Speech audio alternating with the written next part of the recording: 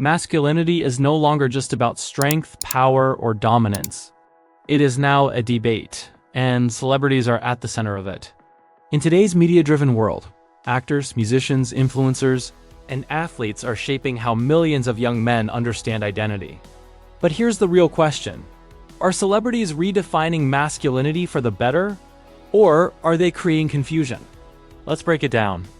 The old model of masculinity for decades, masculinity in Western culture followed a predictable blueprint.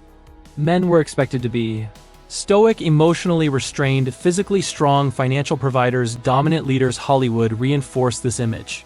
Think of action heroes played by men like Sylvester Stallone or Arnold Schwarzenegger, muscular, quiet, unshakable. Even earlier icons like Clint Eastwood represented a form of masculinity built on toughness and emotional distance. This was the strong, silent type. Vulnerability was weakness. Sensitivity was suspect, but culture doesn't stay static. The modern shift fast forward to today. Now we see celebrities who challenge traditional masculinity norms. Take Harry Styles, wearing dresses on magazine covers, embracing fluid fashion, rejecting rigid gender norms. Or Timothée Chalamet, softer presentation, emotionally expressive roles, redefining male beauty standards. These men are not trying to dominate a room physically. They command attention differently, through vulnerability, artistry, and emotional intelligence. For some, this is progress. For others, it feels like masculinity is being diluted. And that's where the debate intensifies. The rise of alpha influencers at the same time, another movement is growing online. Influencers like Andrew Tate promote a hyper-masculine ideology. Dominance, financial power, emotional detachment, physical superiority. This version of masculinity promises certainty in a world that feels unstable. It tells young men, be strong, be rich, don't show weakness, control your environment. Supporters argue it restores lost male identity. Critics argue it promotes misogyny and emotional repression.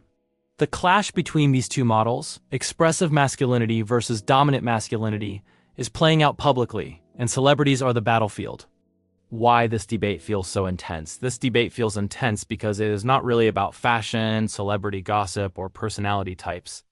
It is about identity during a cultural transition, and identity debates are always emotional. Over the last 2 decades, Western societies, especially in places like the United States and the United Kingdom, have experienced major shifts.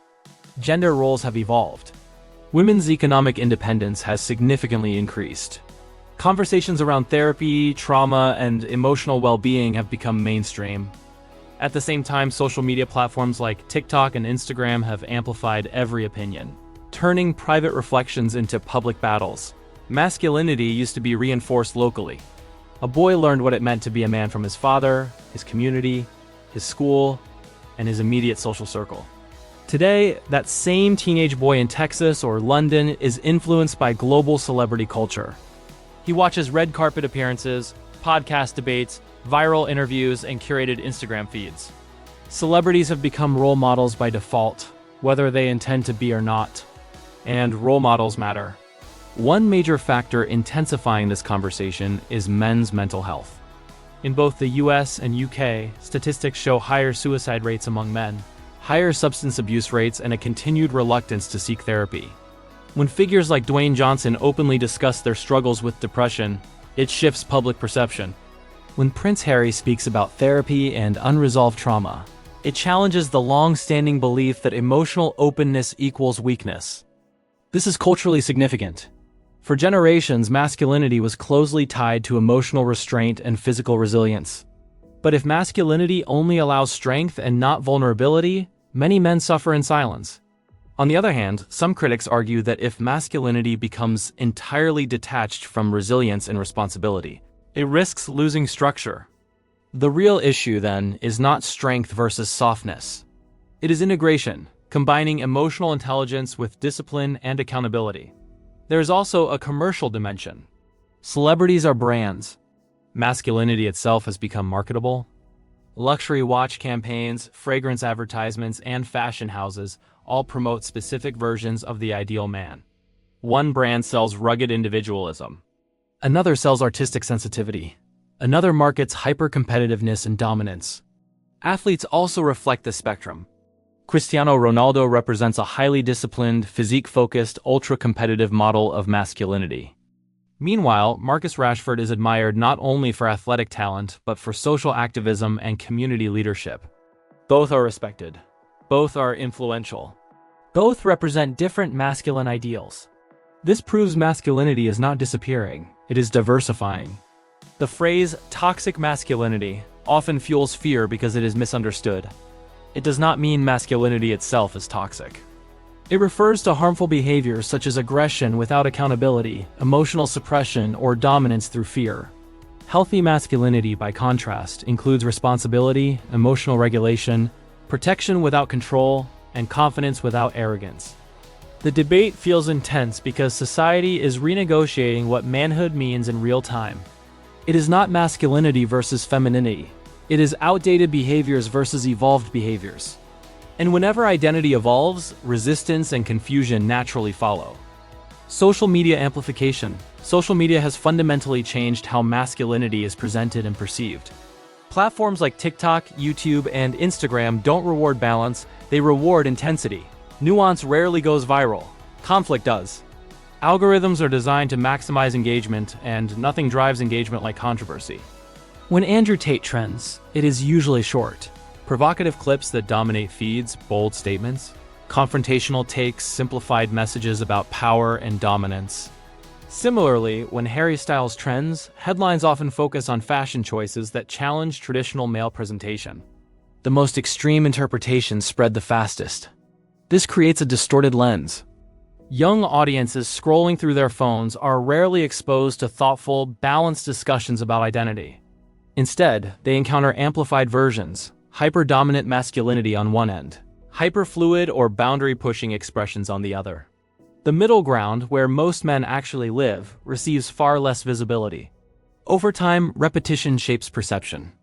If the loudest voices define masculinity as either aggressive dominance or complete rejection of traditional norms, young viewers may assume those are the only options. The algorithm doesn't intentionally promote division, but it rewards content that provokes strong emotional reactions. And polarization is emotionally powerful. That amplification intensifies the cultural debate. It makes masculinity appear as if it is constantly in crisis, constantly under attack, or constantly being redefined, even when, in reality, most people are navigating it quietly and personally. What do women think? Another dimension often overlooked is how women engage in this conversation. Masculinity does not exist in isolation. The real risk, the real danger isn't soft masculinity. The real danger isn't strong masculinity. The real danger is confusion without guidance. We are living in a time where young men are growing up in a world that feels unstable and constantly shifting. Traditional roles are being questioned. Economic pathways that once guaranteed stability are no longer certain. Social media exposes them to endless comparisons, curated lifestyles, and extreme opinions every single day. When young men feel economically uncertain, unsure if they can build a stable future, pressure builds. When they feel socially disconnected, lacking strong communities or mentors, isolation grows. When they are digitally overstimulated, constantly consuming highlight reels of success, wealth, and status, insecurity intensifies. And when they feel criticized simply for existing as men, defensiveness can replace confidence. In moments like this, people look for clarity, they look for structure. They look for someone who sounds certain. And whoever offers that certainty first, whether it's a celebrity, influencer, athlete, or podcast host, often becomes their model of what a man should be. That's why this debate matters so deeply. Because celebrities today are not just entertainers. They are cultural reference points. They're shaping identity at scale, influencing how millions of young men define strength, success, relationships, and self-worth. Final thoughts: masculinity is not dying, it's evolving. The real question isn't whether men should be strong or vulnerable. It's whether they can integrate both: strength with empathy, ambition with emotional intelligence, resilience with self-awareness. The modern celebrity landscape proves one undeniable truth. There is no single blueprint anymore. And maybe that's not a crisis. Maybe it's growth. The future of masculinity won't be decided by one viral personality or one cultural moment.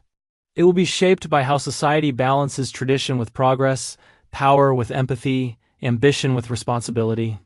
And that conversation is only just beginning.